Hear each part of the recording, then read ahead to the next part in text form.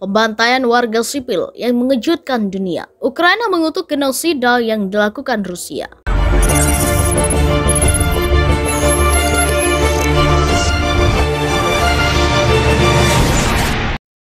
Ukraina mengumumkan pada 2 April bahwa mereka merebut kembali daerah sekitar Kiev. Tetapi gambar yang beredar menunjukkan bahwa di Bucha, sebuah kota kecil di barat laut Kiev, tentara Rusia membunuh warga sipil dengan gaya eksekusi. Wali kota Bucha, Anatoly Fedoruk, mengatakan bahwa sekitar 300 orang tewas dan mayat-mayat itu memiliki lubang peluru di belakang kepala mereka yang mengejutkan masyarakat internasional. Pada 3 April, Menteri Pertahanan Ukraina Oleksiy Reznikov menuduh Rusia sengaja melakukan genosida di pinggiran Kiev dan melakukan kejahatan perang. Ia meminta Pengadilan Kriminal Internasional untuk meluncurkan pengadilan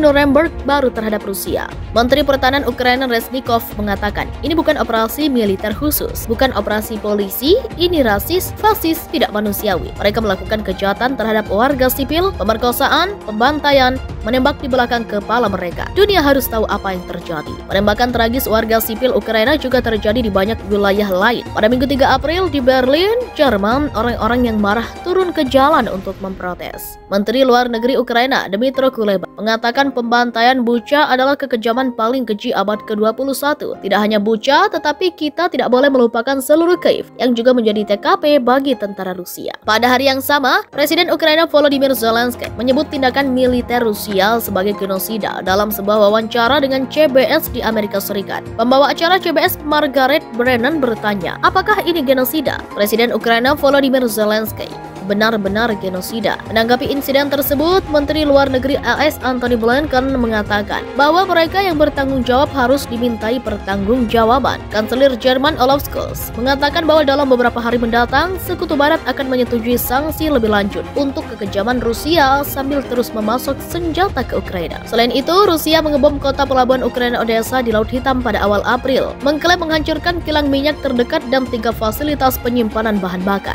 Sejauh ini tidak ada korban yang dilaporkan. Baku tembak terjadi di titik distribusi bantuan kemanusiaan di kota bagian timur Ukraina, Vuhledar. Kejadian ini mengakibatkan sedikitnya 2 warga tewas dan 5 orang lainnya luka-luka. Laporan tersebut disampaikan Gubernur wilayah Donetsk Pavlo Kyrylenko. Sedikitnya 2 warga sipil Ukraina tewas dan 5 terluka akibat tembakan artileri Rusia yang menghantam titik distribusi bantuan kemanusiaan di kota bagian timur Ukraina, Vuhledar. Kata Kyrylenko dilansir dari Reuters pada Rabu 6 April 2022. Dalam sebuah postingan online, Kyrylenko membagikan foto-foto dugaan serangan yang menunjukkan 2 wanita terbaring di tanah. 1 orang dengan luka serius di kaki dan 1 orang lainnya dengan kaki bersimbah darah. Kami mendokumentasikan semua kejahatan yang dilakukan oleh Rusia di wilayah kami, tulis Kyrylenko. Namun hingga kini belum ada pihak yang memberikan konfirmasi terkait foto-foto dugaan penyerangan yang diduga dilakukan oleh pihak Rusia di Vuhledar.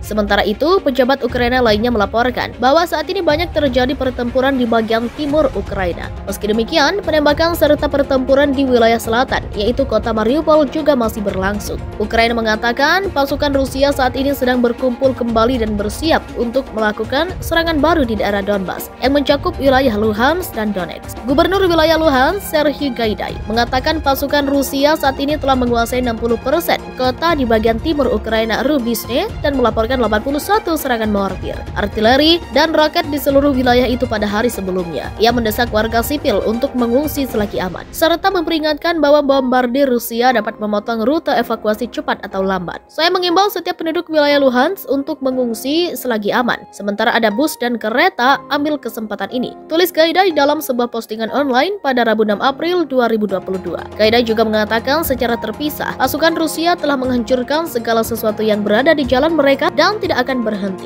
Tetapi gambar yang beredar menunjukkan bahwa di Bucha, sebuah kota kecil di barat laut Kiev, tentara Rusia membunuh warga sipil dengan gaya eksekusi. Wali kota Bucha, Anatoly Fedoruk, mengatakan bahwa sekitar 300 orang tewas dan mayat-mayat itu memiliki lubang peluru di belakang kepala mereka yang mengejutkan masyarakat internasional. Pada 3 April, Menteri Pertahanan Ukraina Oleksiy Reznikov menuduh Rusia sengaja melakukan genosida di pinggiran Kiev dan melakukan kejahatan perang. Ia meminta Pengadilan Kriminal Internasional untuk meluncurkan pengadilan Nuremberg baru terhadap Rusia.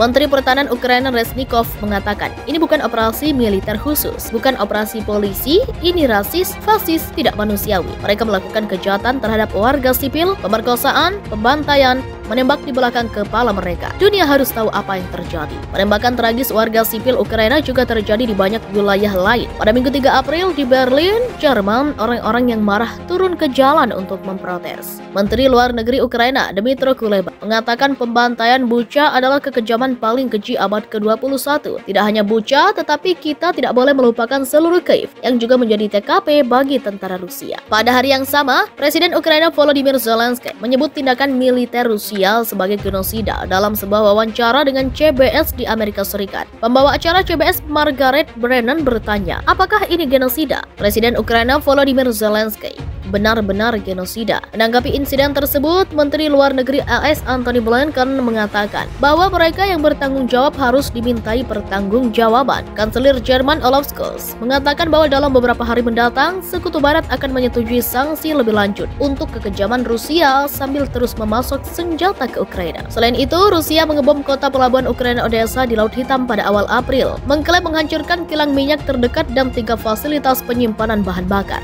Sejauh ini tidak ada korban yang dilaporkan. Baku tembak terjadi di titik distribusi bantuan kemanusiaan di kota bagian timur Ukraina, Vuhledar. Kejadian ini mengakibatkan sedikitnya 2 warga tewas dan 5 orang lainnya luka-luka. Laporan tersebut disampaikan Gubernur Wilayah Donetsk Pavlo Kyrylenko. Sedikitnya 2 warga sipil Ukraina tewas dan 5 terluka akibat tembakan artileri Rusia yang menghantam titik distribusi bantuan kemanusiaan di kota bagian timur Ukraina, Vuhledar. Kata Kyrylenko dilansir dari Reuters pada Rabu 6 April 2022. Dalam sebuah postingan online, Kyrylenko membagikan foto-foto dugaan serangan yang menunjukkan 2 wanita terbaring di tanah. 1 orang dengan luka serius di kaki dan 1 orang lainnya dengan kaki bersimbah darah. Kami mendokumentasikan semua kejahatan yang dilakukan oleh Rusia di wilayah kami, tulis Kyrylenko. Namun hingga kini belum ada pihak yang memberikan konfirmasi terkait foto-foto dugaan penyerangan yang diduga dilakukan oleh pihak Rusia di Vuhledar. Sementara itu, pejabat Ukraina lainnya melaporkan bahwa saat ini banyak terjadi pertempuran di bagian timur Ukraina. Meski demikian, penembakan serta pertempuran di wilayah selatan, yaitu kota Mariupol juga masih berlangsung. Ukraina mengatakan pasukan Rusia saat ini sedang berkumpul kembali dan bersiap untuk melakukan serangan baru di daerah Donbas yang mencakup wilayah Luhansk dan Donetsk. Gubernur wilayah Luhansk, Serhiy Gaidai, mengatakan pasukan Rusia saat ini telah menguasai 60% kota di bagian timur Ukraina, Rubizhne, dan melaporkan 81 serangan mortir, artileri, dan roket di seluruh wilayah itu pada hari sebelumnya. Ia mendesak warga sipil untuk mengungsi selagi aman, serta memperingatkan bahwa bombardir Rusia dapat memotong rute evakuasi cepat atau lambat.